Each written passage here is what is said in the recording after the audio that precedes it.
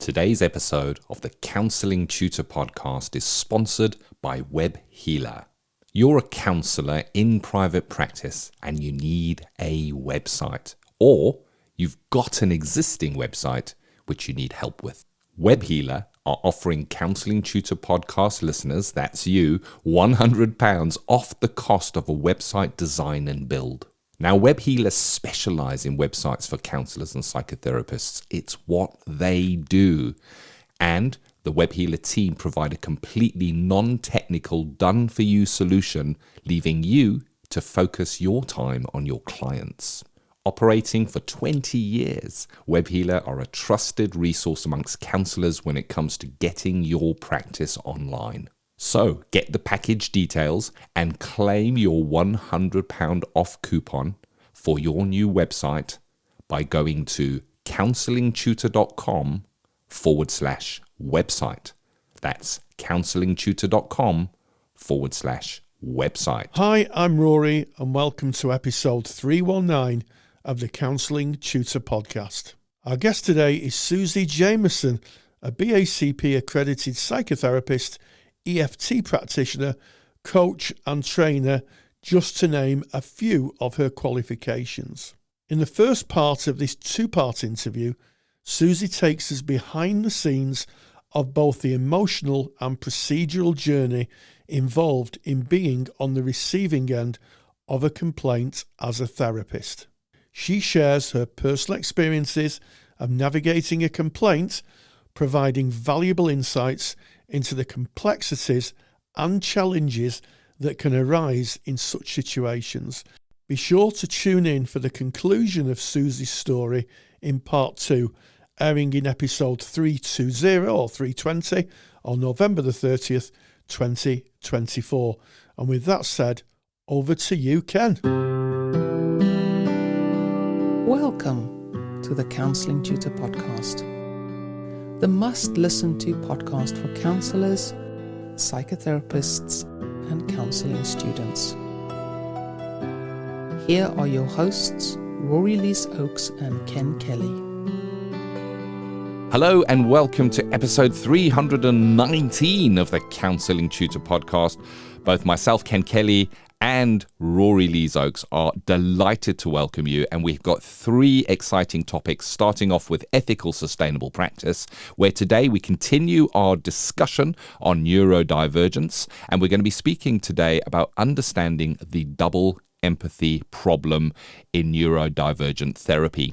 We then go on to practice matters. That's the CPD section of the Counselling Tutor Podcast. Rory has already introduced our guest, who will be speaking about navigating client complaints, and this is part 1 of a two-parter. It's really informative and well worth the listen. And then we move on to our student services, where we recognize you, our students, on your journey, your formal journey to become a counsellor, a psychotherapist. And today we're going to be speaking about developing your internal supervisor, which, Rory, I know is a great topic for our qualified colleagues as well.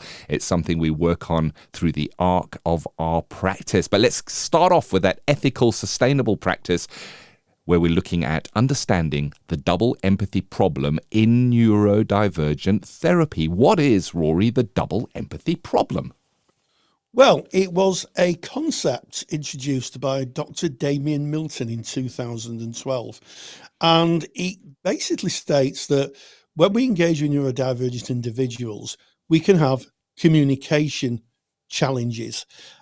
So it might be that the understanding of a neurotypical person is markedly different to that of a neurodivergent person. So if a good example of that would be, you may say to somebody, a neurodivergent person, can you pass the salt? And they go, yes, and don't pass it to you because they think that you're speaking about their ability to give you the salt pot, not the underlying question, which is, please give me the salt pot. So we can find that maybe things like simile and metaphor may be a bit of a challenge for those who are neurodivergent because it might not be clear enough. It might not be easy for someone to interpret what's being said. I think that the salt's a good example, or or maybe, you're invited in at the end of an evening and your partner says, do you want to come in for a coffee? And you stood there and you're saying, where's the coffee? As opposed to being a metaphor maybe for something else, for sex. So I think when we work with clients, what we have to be very thoughtful of is being really clear in our communication and making sure that what we say is understandable to the other. But we cannot rely on shortcuts in our syntax, because they may be misinterpreted. Yes, lovely, beautiful introduction. Thank you, Rory. And I certainly see myself falling under this double empathy problem within my home life. My wife is neurodivergent as well, very different to me, and very often we'll have a discussion. We can talk for some time and have a in-depth discussion, and the interesting thing is we can both leave having had two separate discussions because of the way that our frame of reference wrapped around the topic or subject that we were talking about. We find it actually funny, and then there are other times when it can actually cause a challenge, when there was an expectation that wasn't carried out either way because of a misunderstanding. And that's what it boils down to. It boils down to misunderstandings, and this is what we're trying to eliminate as much as we can within a therapeutic session. If we're opening our doors and saying that we are happy to invite in a neurodivergent client, then we need to learn what are the barriers of communication. And I think that the double empathy problem falls beautifully into a barrier of communication. So it is a misunderstanding. It is, to simplify it, I would put it into two separate frames of reference. And I love how you use pass the salt there, Rory. Can you pass the salt? Yes, I can. I have the ability to pass the salt. Well, then will you give it to me, please? Oh, here it is. And then that person might be quite irritated. I asked you to pass me the salt. And the neurodivergent individual might say, no, you didn't. You asked if I could pass the salt. And I answered you, yes, I can. And therein is a misunderstanding over getting some salt on your dinner, Rory. It happens. Yeah, absolutely. Yes. We would steer away from things like I see you've put all your eggs in one basket, or you're juggling a lot at the moment. It could be interpreted literally. Well, I don't know how to juggle. Why are you talking about eggs when I'm talking about the things that I'm planning in my life at the moment? So we want to be recognizing that there is a double empathy problem. And I think of it as two circles. So if a full circle is one person's complete frame of reference, what they're trying to communicate with the other person all lives within one circle, and the other person has their own separate circle. And what we might hope for in an everyday conversation is that there would be enough of an overlap of the two circles to create a segment of shared understanding. When we're speaking about the double empathy problem, we're speaking about the circles almost staying completely apart, where there isn't a shared understanding. But each of the two parties believe that they are putting over the information in the correct way, or receiving the information in the correct way. So an example of that, I'm going to just use almost a pass the salt one. My wife might be out on her way to work and say, would you be able to put the bins out today? And I might say, yes. And then she might come in that evening and say, well, did you put the bins out? And I say, no, but you didn't tell me to. You just asked if I could, and of course I can. I had the time. You should have asked if you'd have wanted that. I don't know if this is just a very cunning excuse that I'm coming up with, Rory. It's just a made-up example of double empathy problem. And I guess, Rory, when we look at this, there is oppression and psycho-emotional harm that can arise from this. And I think this is the important point that we should maybe look at now. Yes, I mean, the thing is, we shouldn't be forcing or helping, in inverted commas, our clients to be neurotypical. They are who they are. They have their own frame of reference, and I think this term psycho-emotional disablement was highlighted by Damien Milton's co-writer of the paper that they published, a person who identified themselves as light. And it effectively, historically, those people who are neurodivergent were taught to be neurotypical. They were, and if there was ever a case, and I'm using a metaphor that might be tricky for someone who's neurodivergent, so putting a square peg in a round hole, that might cause some neurodivergent people a bit of confusion. That's it. You're trying to make people fit into a rigid framework of neurotypical thinking, when in fact they think in a very unique way, and they have every right to think in that way. It's up to us as therapists to be mindful of our communication and make sure that we're communicating really clearly. We've talked before in the podcast, Ken, when we're working with children, we use what's called clean language. In other words, language that can't be misinterpreted. And I think the same idea here is really important. We use language that would be very difficult to be interpreted differently. So you've used the example, can you put the bins out? And if you're in a therapy session, you might say to a client, do you want to take a seat? That could be confusing, couldn't it? Well, where do I take the seat to? You could just say to them, if you want to sit on that seat. And this is a conversation I have with my grandson on a regular basis who's autistic. You have to be very, very precise with what you say to him, or he just doesn't understand, or it becomes confusing in the world. Yeah, so we're looking to reduce ambiguity here, to make things crystal clear. And another area where we may experience double empathy problem, a neurodivergent individual may not be able to read social cues that are given off maybe with an eye movements or facial expressions. So I'm going to take an example where a neurodivergent individual may have an area of interest that they really find absolutely fascinating and can speak for hours and hours on it.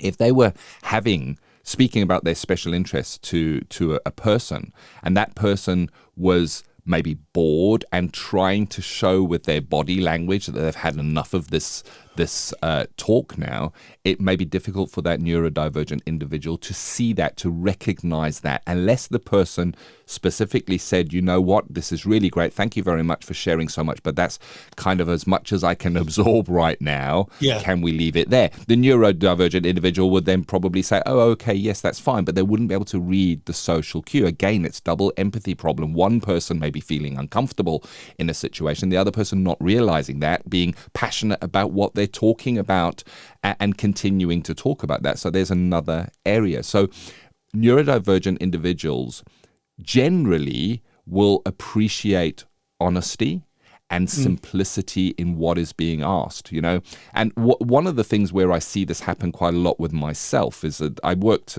for some time in sales, and I was on the road a lot, and people would give me directions. Oh my goodness, the double empathy problems and challenges I had with directions. You get to the you get to the bottom of the road, and then you just turn up when you see the red the red post box. What is up? What go up the road, go down the road. I want a carry on T-junction left. Carry on for half a mile right is easier for me than kind of how it might be explained and how it was explained to me. I used to just go to a map book, and this was before the years of with the little box that sits in your car that takes you where you want to go. Oh my goodness, I'm getting old, Rory. Yes. The old using the roundabout as a clock analogy. So you come in at 6 o'clock and you go out at 3 o'clock. Yes, always was very helpful for me. I have to say that's how I give directions for roundabouts. Come in at 6 and go out at 12. It's really straightforward for me. Yes, and another place where we see double empathy, and a double empathy problem doesn't just restricts itself to a neurodivergent, neurotypical conversation. Of course, we're applying this theory here, but we see it often within a working environment where a task might be set for a certain person. When that task comes for delivery, and the person has maybe done it incorrectly or hasn't done it at all. And then only then is the discussion had of, but you didn't say you needed it that way and this way and that way. And only then does it come out what the real understanding was. Now, with barriers to communication, we are looking to reduce those as much as we can within counselling and psychotherapy. When that client is in front of us, if that person just happens to be neurodivergent, we need to be mindful of how we speak, not to use metaphor, maybe not to use simile, and maybe you can, speak to the individual, see how they feel about that, and regularly check your understanding of what they are saying, but also their understanding of how you are reflecting back and what you are adding as the therapist within the conversation. Yeah, absolutely. And I think it comes to being curious, doesn't it? I think therapists should be curious.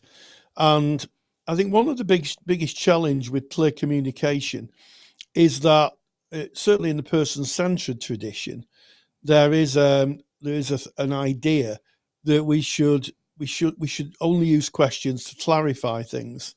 And I think if we're working with neurodivergent clients, and we understand that we may have to be very accurate in what we're asking, we may have to adapt our questioning style to some extent, and use what's called Socratic questions. So what would happen if, or very, very direct questions. A Socratic question is effectively a question you know the answer to, but what you're doing is you're asking that person if they know the answer to it. So I guess the Socratic question would be, what would happen if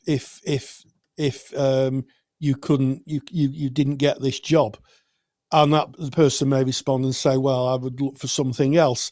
It's not something we do usually in person-centered therapy, but I think we might have to adapt, certainly in the person-centered world, our questioning style to make sure we're getting across that clear communication and that we're both where we can be on the same page. You're never going to get those two circles that you beautifully described, Ken, aligning, but we could get them to a point where we can communicate effectively. Yeah, and it's the recognition, as we've said before, if you've met one autistic individual, Yes. You've met one autistic individual, and everybody is going to come as they are. And it's about us being curious, like you say, Rory, checking regularly with our clients, asking the client to be part of creating how we work. Maybe we've been working in a certain way for many years. Now, if we're looking to train in welcoming a neurodivergent individual into our practice, we have to look outside of that. We have to adapt our communication and our approaches. We have to evaluate the modality that we were using. You were just speaking now, Rory, about being purely person-centered, where we might use questions very sparingly. It may be that we need to adapt. Is this appropriate for the client that I'm working with? And we need to do some critical thinking, I guess, as practitioners. We need to build that empathy. How do we do that? Well, we do it through curiosity, through really caring about what that person is sharing with us, where they're coming from, and understanding how they communicate.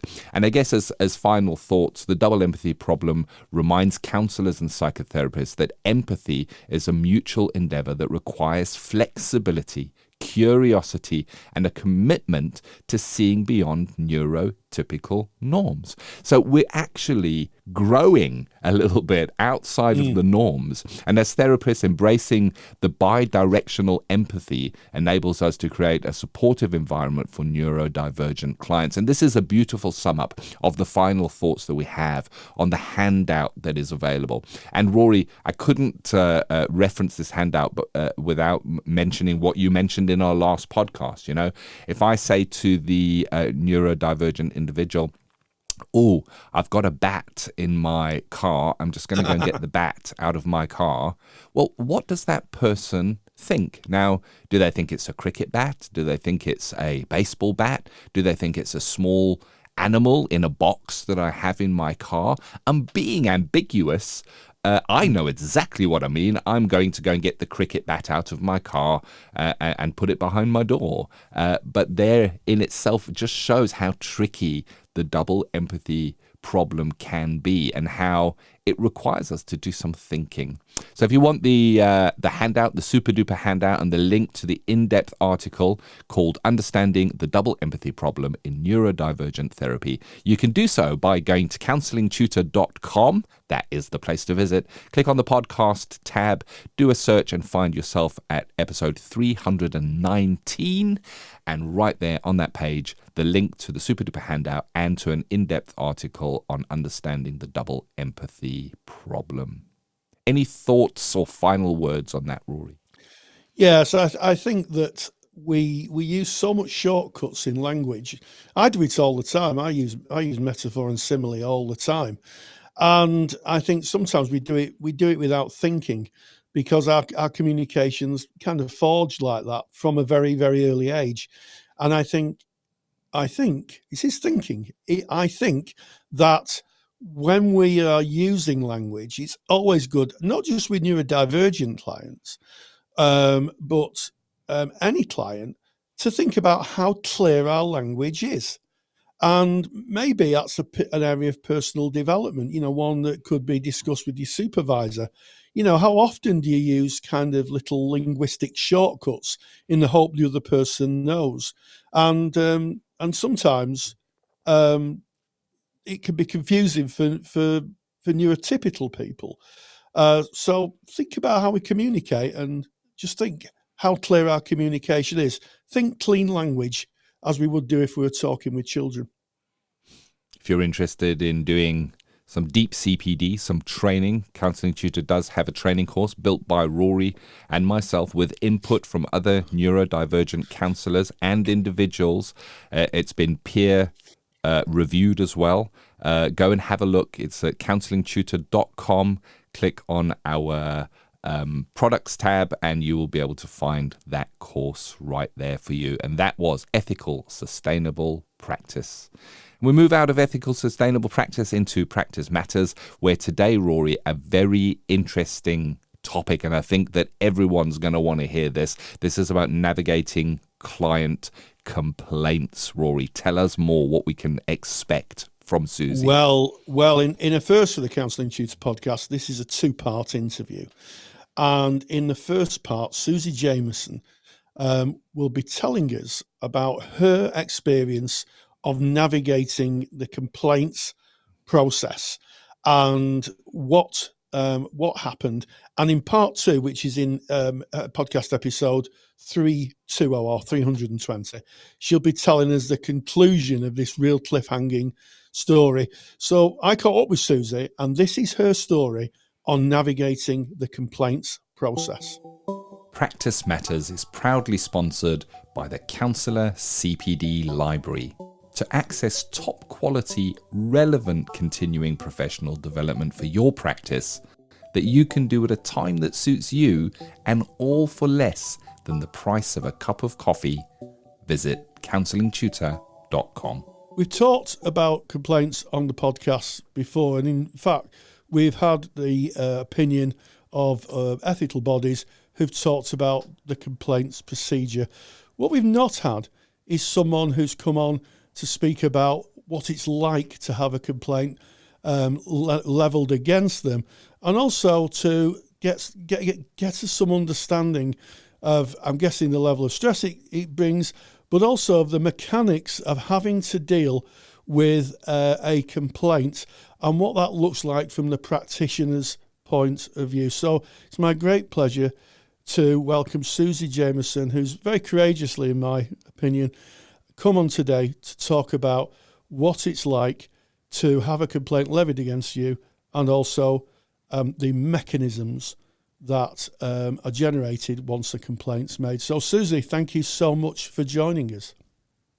Well, thank you, Rory, for having me. It's a pleasure to be able to speak openly about being complained about. Not something counsellors are particularly willing to do. We tend to hide in shameful isolation under rocks when this happens to us, but somebody had to speak out, and it seems that person is me. Well, we thank you for that. So, first of all, do you want to talk us around the build up to the complaints, or maybe how you first heard about the complaint? What what happened, if you could speak in maybe abstract tones about that, because obviously client confidentiality is paramount here, isn't it? Absolutely. And I think the therapist's experience of a complaint is always kind of absent of the complainant themselves. However, to answer your question, there generally isn't really a build-up. You just get an email in your inbox which just says, "Dear Ms. Jamieson, we've received a complaint against you." And the word against is, in my humble opinion, very confrontational and opposing word. And it places the therapist and the complainant into an arena of opposition. No one wants to lose. So it's a shock, a huge shock. Yes, and I think that's very interesting, because I think when people think of complaints, people might think there's an event that's happened or something that's happened that may lead to that. So I give an abstract example. Maybe maybe a client has taken offence to something that's been said, and they've stormed out of or walked out angrily, which does happen during therapy when people are having to look at themselves.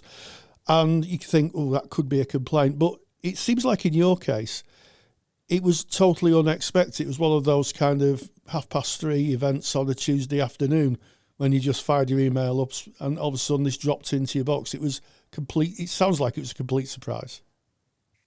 It was and it wasn't. And unfortunately, I'm not able to explain the part that wasn't a surprise. Okay. However, time had passed.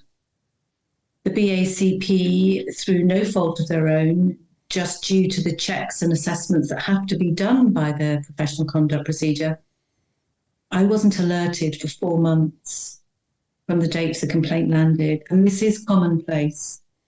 So, yes, at the time it came in, oh my goodness, it was like Halley's Comet hitting me. It really was. Yes. And as you say, the language is... I guess it sounds confrontational, even if I guess I'm playing devil's advocate because the BACP are here to defend themselves. But I guess that they would say they had a procedure to alert people, but it does, as I say, sound as you said, sound confrontational. So this landed. So what happens next? You get this email. So what happens after that? So what happens after that is you are invited to do a preliminary response. You don't actually have to do one, but it does help if you do. And you can say as much or as little as you want to. My personal strategy was to tell my membership body everything. I answered every piece of the complaint in detail with evidence. And this is why your notes are so important, why your supervision notes are so important, why your relationship with your supervisor is so important. And we'll get onto insurance later, I'm sure. But you put together a document full of the evidence that you need to demonstrate that you have been ethical, professional, you've made use of all the resources that you're supposed to make use of. And in my case, I'd been to the Ethics Hub 4 times as well. And just to put this into perspective, it took me in excess of 150 hours to put my preliminary response together. It's a lot of time investment. Yes. Especially when it's not factored into what you're doing in your business at that time. Yes, because this is quite disruptive, isn't it? This needs attention, and obviously you've got other things going on for you. You're running a business. I think people sometimes forget that therapists run businesses. They've got bills to pay, and they have other clients to work with and to see.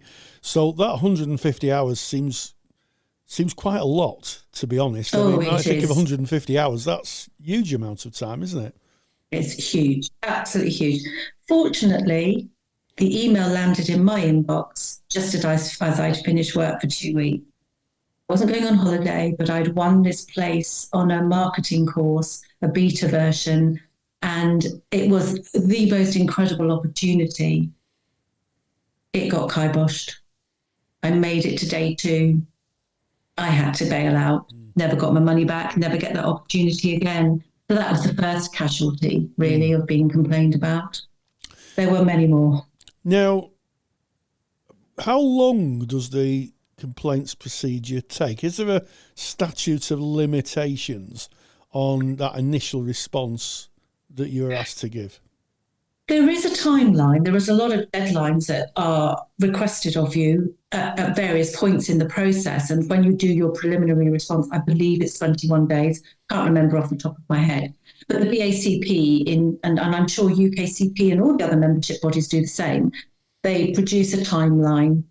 But if you go through the timeline and you add up the time for each stage, we are looking at, I think, something up to 35 months. If the case goes all the way to a hearing and is then appealed. Good grief. It can be a long time. No, it's definitely not weeks. It's many, many weeks. Yes, it's well over 2 years. My particular timeline was 20 months from the date of complaint to the date of the final decision. And I was engaged in the professional conduct procedure for 16 of those months. Like I said, the first 4 months I didn't know I'd been complained about. Good grief. Good grief. So I guess my other question is that membership bodies, and you mentioned the BACP specifically, but I think it's useful to remind anyone listening that I would think that all professional bodies who sit under the professional standards umbrella, the PSA, absolutely, certainly here in the UK, so that would be UKCP, that would be NCPS, Association of Christian Counsellors, Human Givens. I think there's 13 and I can't remember them all. But anybody who sits under that umbrella would probably have, I would imagine, the same service level agreement, because they have to meet that level to satisfy the professional standards authority that hold the accredited register. So do you think that the membership body in question met the timeline, met their service level agreements on this? They did. They actually did. Right. When you're on the outside looking in, my gosh, it feels like they don't, because you wait and you wait and you wait and you wait. But when I did a comparison of the various stages, yeah, it pretty much met the timeline published. So, what you spoke about how your complaint came in. You're going on holiday. You were taking leave from your business, but you weren't actually going away. What would have happened if you'd have just gone away on holiday? Say you were travelling for a month, and got back to find the email in your inbox. What happens if you'd missed those deadlines that professional bodies set? I would hope that I had an email provider that allowed me to do an out-of-office reply. I used to have one of those. I currently don't. I dread to think. I really don't know, because it may be considered that you were not conforming or not complying. But I think if you could prove that you were on holiday and that you weren't reading your emails, I'm sure that they would say, okay, well, you've now got your X number of days to get the response to us. So I think there's a takeaway right there, isn't there? How many of us go on leave and never put our autoresponder on? I'm raising my hand here. So if you are a private practitioner, if you are going away on leave, put your autoresponder on, and say when you'll be back, and that acts as evidence that the email's received, and also it clearly states that you're away on holiday. Everybody deserves a break, or it might not even be a break. You may be away for a medical procedure or on bereavement leave, or there could be any number of reasons why you can't respond to an email. But as long as, I guess, the professional body can see that the email has been received and that there's a reason for non-response, that might go into some form of mitigation that you've not responded within the time. So you send the info. First of all, you get the email. That's a real shock. Then you send the information back after doing all this work, 150 hours of work. You put it in, as I expect, as an attachment to an email. You press the email button. You see it fly off into the internet. And then you wait. What's that waiting like? Indescribable. Indescribable. I think it will depend on the therapist, the complaint, the complainant, the circumstances, personal situations. There's a lot of factors to take into consideration.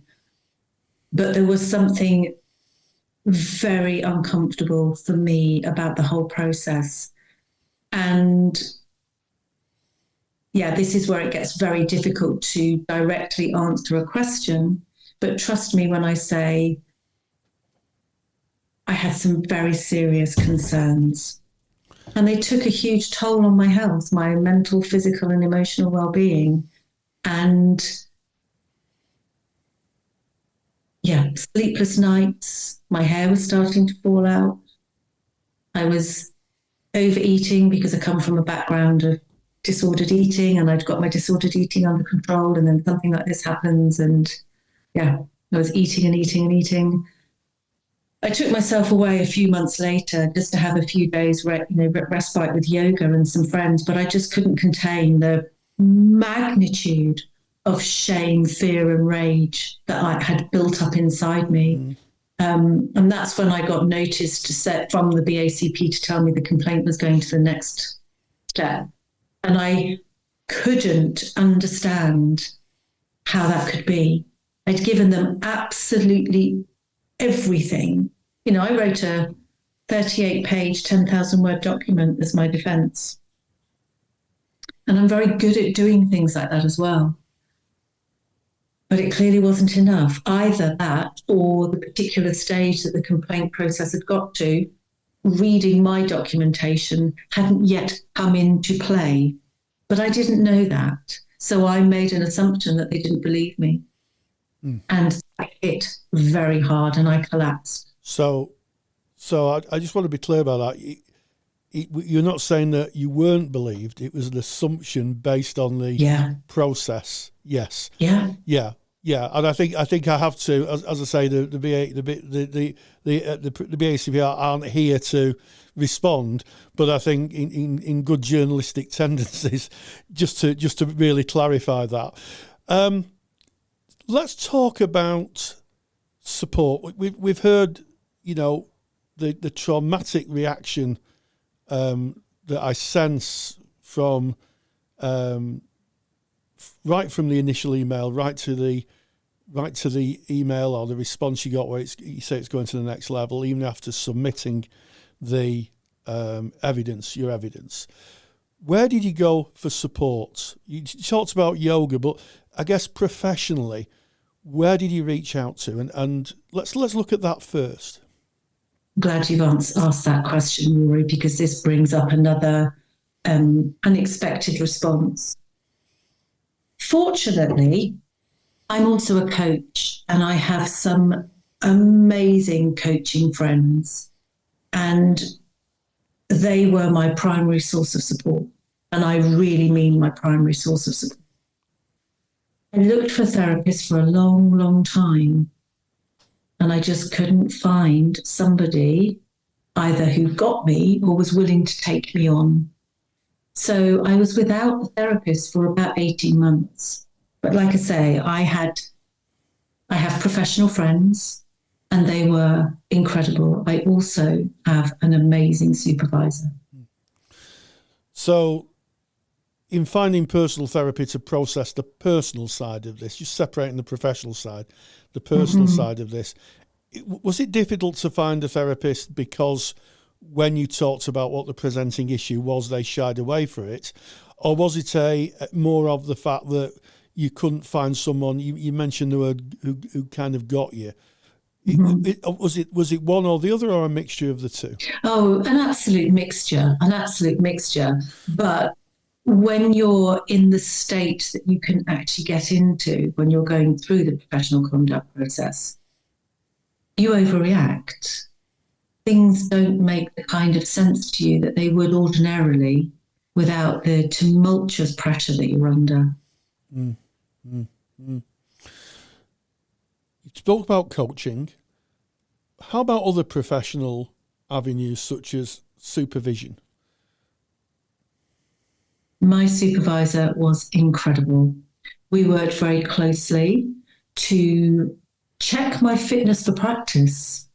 You know, you have to be so careful about showing up for work when we've got this huge emotional thing going on in the background of our life. And I spent a lot of time between April 2021 and September 2022 dipping in and out of work. So, something of this magnitude, and certainly hearing your story, it must have impacted on your ability to carry on practicing. There must, or should I say, was there some fallout into that? Did you have to make some decisions about how you managed your practice with this? And I guess, what were those? What kind of decisions did you have to make? I had to put my self-care first, limit the number of sessions I could do in a day, which was, sometimes down to just one, have long gaps between them, make sure that my self-care was well scheduled into my day, and have extra supervision to make sure that I was coping with my client work and scheduling time off. Now, because I don't tend to see clients weekly, that's just the way I work, it's the way my practice is, it was very easy to make that quite fluid. So people didn't really notice my days off, my maybe a whole week off, my afternoons in bed. It was all done in the background. So I juggled and I managed, I think, incredibly well. But even so, a lot of time away from working. And obviously, as a sole income, a huge amount of money was lost. Yes. So having to reset your practice or your business, and I call it a business because it as I always say, it buys the tea bags and puts bread on the table, an impact to self. In terms of your supervision, how was that helpful for you? What areas did your supervisor support you in? All areas you could even think about. So we looked at the emotional toll on me. We looked at my fitness for practice. We looked at my casework. We looked at my caseload. We looked at the change in the way that I was responding within myself to client work. I was worrying about everything and second guessing everything. And my supervisor would bring me back to the here and now, to the reality of my track record. I'd been a successful therapist for 9 years before this happened, and reminded me of my qualities and my abilities and all those soft skills that I have as a therapist, and helped me to look through the window I needed to look through, but also there was another window to also look through. She was incredibly supportive. And I guess, finally, when we look at our support system, we have people don't really think of insurance. I pay for my insurance every year. And I just pay for it, have a look through the terms, and it goes into my folder and it stays there. But once the complaint's activated, you have to tell your insurance company. You do. Yes. And can you speak to what that process is when you email them or phone them up or however you contact them and say, I've had a complaint levied against me? Okay, this is another rather controversial story, so I'm actually not going to tell it. I've presented this at the BACP private practice. So what I will say is, when you get complained about, call your supervisor, call your insurance company, call your therapist. Just do those three things. But anybody listening today, please, please, please go and check your insurance policy and make sure that you have cover for legal expenses in the case of malpractice. It's not the same as public liability or professional indemnity. cover for legal expenses, and that will give you access to a... Yes, so it's not unusual for people who've been complained about to maybe have spent some time with a legal expert or someone who is versed in law or versed in complaints procedures, how organisations manage and I'll use the word execute. It seems an apt word to use. Execute complaints procedures.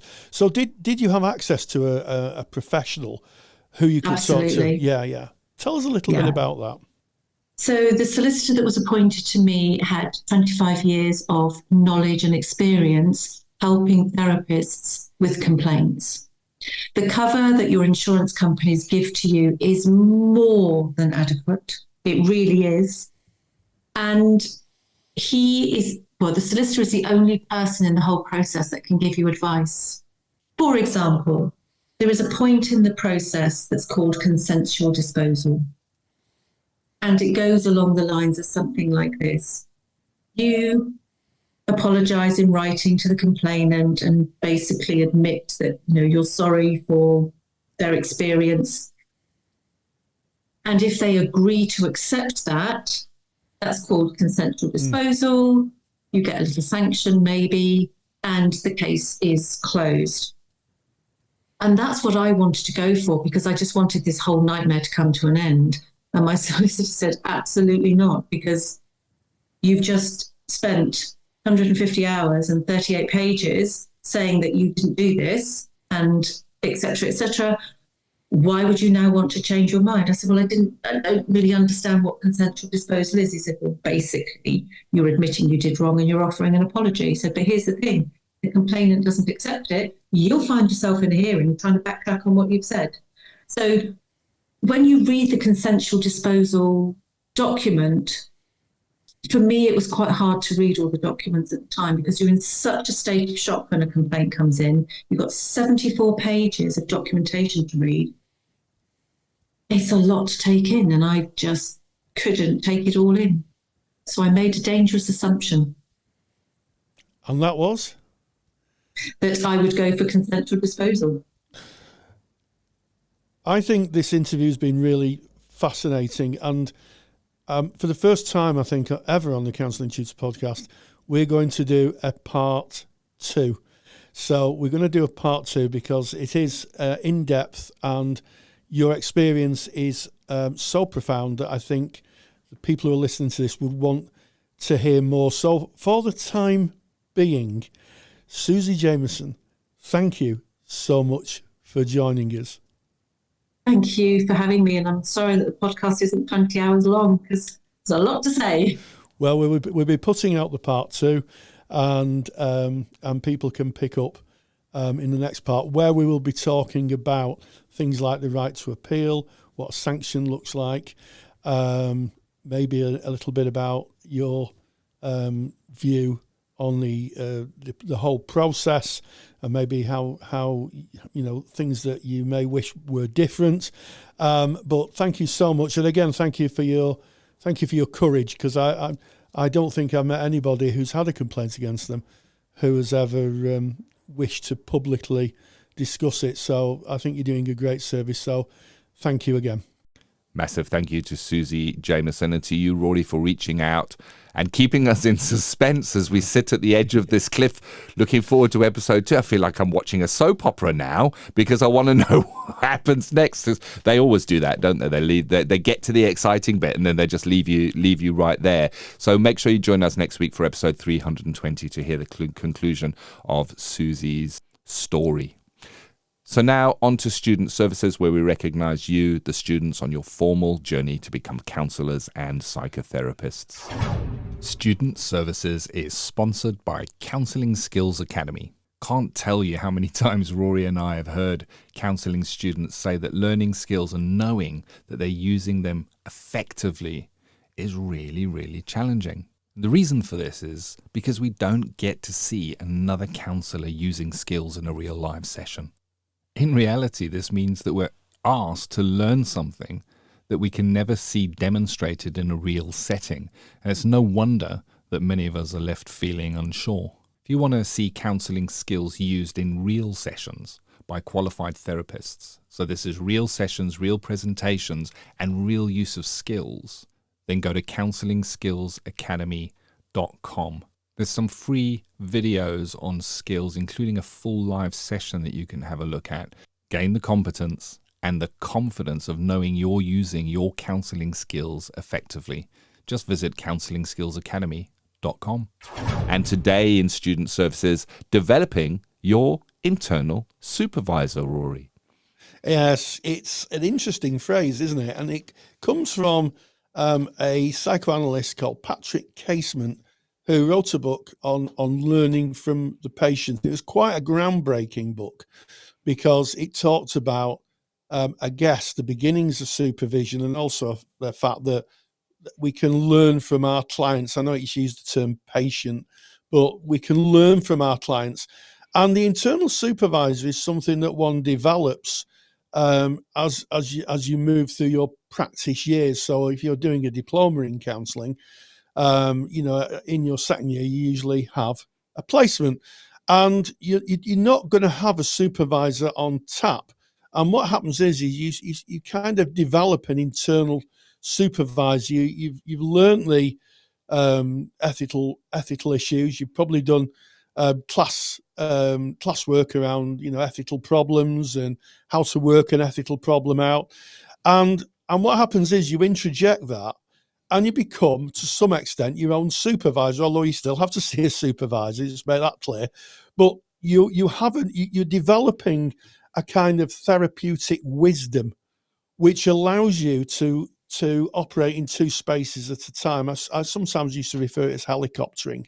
So you're in the client's frame of reference, but you're also sat to one side, listening to the encounter, and you're thinking about maybe other aspects of the client, or maybe where you have to be very thoughtful ethically about the client. So a good example of that would be you're working with a client and they disclose that they have suicidal feelings.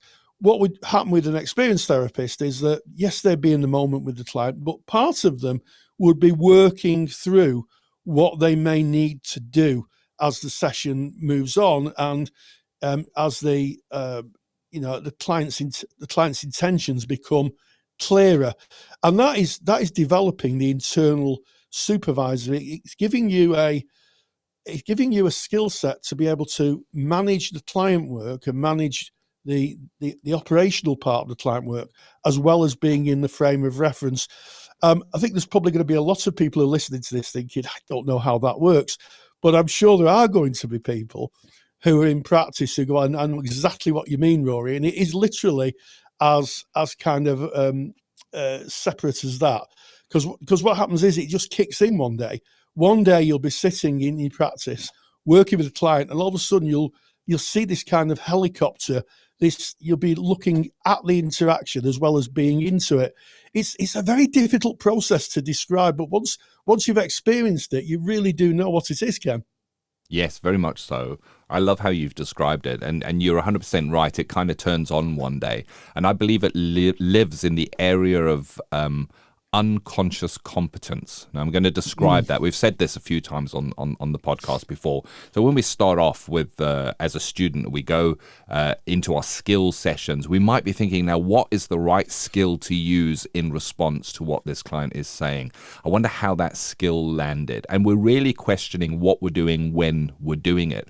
But as we mature and we go out and we're in placement and we're seeing a number of clients, we eventually are no longer thinking, how should I respond to that? We're almost doing that unconsciously. The competence is set in. We are consciously competent. And we always put this to driving a car. When if you ever drove a stick shift car or a gear driven car, think about the first time you might have tried that, and it's almost impossible. You've got to remember so many things, and the clutch and the gears, and the same is true when we go into practice. We've got to hold that client, we've got to keep them safe, we've got to actively listen, we've got to think about how we are presenting ourselves within the therapy room, be on every word they're saying, looking for the emotions behind the words. So much going on, and we are consciously incompetent when we start off, but we become consciously competent. Once we are consciously competent, then there is that ability to kind of almost be separate from self within the session. There's a separate part of self that just sits slightly outside, and that is our internal supervisor. It watches down on the process. So even though we are there 100% with that client, as soon as the client says something that kind of raises a bit of a flag for us, and that might be, as you've said, Rory, might be regarding the contract we have with them, it might be regarding the ethical guidelines, it might be something to do with legislation. A little flag goes. Notice I do all my own sound effects in the podcast How does it go? How does it go, Ken? And it weighs, and you kind of see it there, and it might be something you go, oh, I got to think about that afterwards. I got to put that in my notes afterwards, or it might be something you need to speak to the client about there and then. So this might be cognitive. So cognitive meaning it's in our cognition, it's in our mind, it's in the way we're thinking. But of course, as we mature further, as we become more mature practitioners, then you get intuitive information. So a client may not have said something, but you get an intuition, you get a feeling that this client may be holding something back, there may be an area that they don't want to go into or something like that. And we learn to trust that intuition, and it may change how we respond to that client. We may delve, we may lead, we may welcome where our intuition is leading us. And then, of course, there is somatic information, the feelings that we get within the session with this client. So there are many layers to this, and I think this is why when we kind of put this topic out at the beginning of this podcast, Rory, I was saying, yes, this is in student services for you, our students, but I think that this is a really good resonant topic for our qualified practitioners as well. I wonder where you find yourself if you're a qualified practitioner. Are you now, you most certainly will be in that unconscious competence. Are you past the cognitive supervisor and working within that intuitive and that somatic way with your clients? Yeah, absolutely. I mean, I think that's a really good way of putting it, and I think it speaks to observing the process. So, yes. I think sometimes when you're really into the work, you can lose sight of actually what else is going on because you're so focused on what the person's saying. And I think a good example here is transference. So, you may come to the end of a session, and as a student, and you may think to yourself, I don't really like this client. The client goes and you make another appointment, and you think, I'll have to take that to supervision. Someone who's got an internal supervisor may work out as the session progresses, oh gosh, this person reminds me of a former partner that I had, and it didn't end very well. And that's where this feeling's coming from. And then in that moment you go, well, that isn't that person from the past. This is someone brand new that I'm seeing. This isn't that they are not the same person. And I think that sums up the internal supervisor, the ability to be able to, in the session, to be able to work out your own process and adjust your reactions to the client as that unfolds. Because obviously, if you have transference, the danger is you're going to close down. You're going to close down because you're going to be working with those feelings, and sometimes it can be really uncomfortable. Contrary, you might think, "Oh, I love this client," and I'd love this client, and you could become over kind of gushy with the client, if you like. So, really important that once you develop this internal supervisor, it gives you an even keel to work on, and you can identify the process, and more to the point, your process or the client's process. What's going on for the client in this moment? in the relationship between you and them, because it's multi-layered therapy. It's, yes, we're listening and we're reflecting back and we're communicating, but there's other dynamics in place, such as how does the client see me? How am I feeling about the client? Those are the things that the internal supervisor will tune into. And I give you another example. Talking many years ago to a female client, and I just got the sense there was just an underlying sense of fear in the voice. And I said to her, I said, I wonder how it feels talking to a man about the difficulties you had. And she said to me, it's not easy. And I said, just, can you tell me more about that? And she said, yeah, because all the men I've met have been really horrible to me. And we moved on to a different conversation about who I was to her, and I wasn't those men. And that was a really curative part of the therapy. Yeah. Because in that moment, she could see that I wasn't every man she'd met. I was another man who wasn't a threat to her and never be a threat to her. And everything from that session onward changed. She came in, she walked in differently.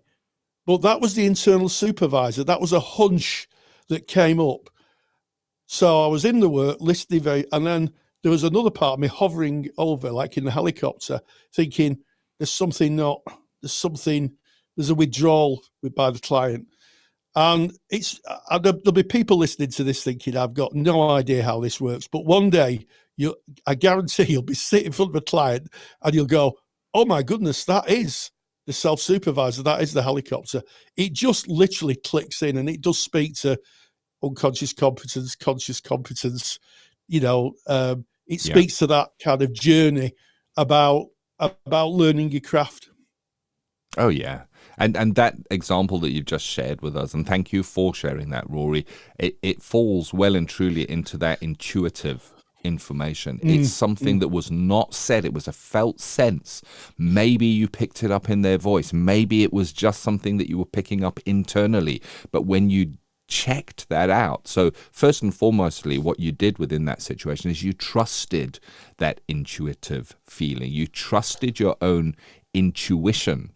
And I guess the world is kind of built in a way where we're told to just trust what we can see, feel, smell, taste. Yeah. But intuition, it is a part of who we are. And there is a maturity in accepting that intuition. You didn't just rush in there and go, I've got a feeling that something's off here. You went in and you tested it out. You gave an invite for that client to give more information. They gave more information, which showed that it was valid to feel that intuition, and it had a positive outcome for that client. And I guess when we act on that intuition, sometimes we're told that is called immediacy. If we look at skills, immediacy is like an intuition that you may bring forward, something that's happening in you, but it is also part of that internal supervisor, that watching and seeing. And then when we go to somatic, maybe the client has left. The client has gone, you're done, you're doing your notes, but you've got a knot in the pit of your stomach and you don't know where it came from. Why am I feeling this? Trusting your body, having a look at it. Who was this client? Maybe there is something that is playing out that is unseen between you and that client. Maybe there is transference. And it's worth going and saying, when you go to your supervisor, saying, when this client had left, I couldn't help but notice each week when they leave, I'm left with a knot in my stomach. I wonder what that is. Work with your supervisor on that. That internal supervisor, I think, is a really interesting area of development. I think it's something that you work on throughout the arc of your practice. I think that the more mature you are in your practice, if you are paying attention to it, listening to that intuition, really feeling what plays out within you internally within your body. And of course, we keep up our CPD so that we're able to be there for the cognition part of this, any cognitive information that may come up. We're doing that just in service of our clients, but there's an immense personal growth to it as well in trusting our intuition and looking at the somatic feelings that may come up with us within our sessions, Rory. I agree, and I think I know you're the person really who's got an in-depth knowledge of skills, Ken. But I wonder what your thoughts are on this. I think that the development of the self-supervisor and mastering the skill of immediacy come pretty much at the same time, and usually when someone's started on their practice work, when they're in practice. I think immediacy and developing a self-supervisor, they really are connected, because immediacy is the conduit of how the self-supervisor can enact within a therapy session. So thinking about me speaking with a female client, I used immediacy there, but it was the self-supervisor that kind of said, "There's something going on here, Rory. Let's just check this out." And immediacy allowed me to bring that question, a tentative question, and the whole relationship changed. I think the two things are pretty linked. I'd welcome your view on it, Ken. Yeah, I agree with you. It's kind of, as you were speaking, that's why I put them together.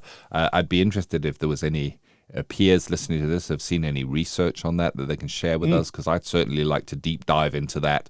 Immediacy is a topic that comes up often amongst students. And what is it? How do I do it? Because immediacy, you're acting in a way that may not come from the client. Well, the truth is, it always comes from the client in some way, shape, or form. It's something that comes up in us because of how the client may have acted, the tone of their voice. We may not always be cognitive or conscious conscious of what and why, but something comes up in us. We feel that we need to put that out, and we put it out, and when it hits, it's incredibly powerful. And I agree with you, Rory. I think it really plays into that internal supervisor. It's a part of self that we are able to access that is just very difficult to put in words. And I struggle with that kind of stuff. But even Carl Rogers mentioned, towards the end of his writing, he was saying there's a side to this that is not that tangible, that I can't write down in words, that it's almost,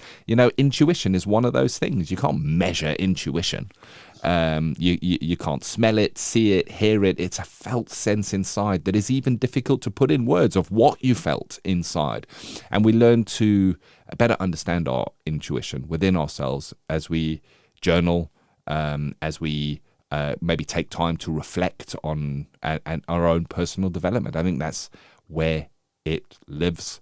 And that is today's student services. And we're so grateful that you joined us for episode 319 of the Counselling Tutor Podcast.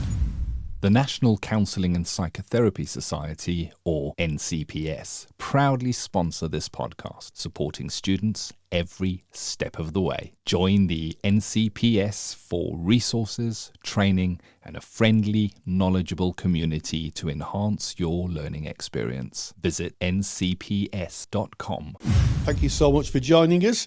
We started with ethical and sustainable practice, understanding the double empathy problem.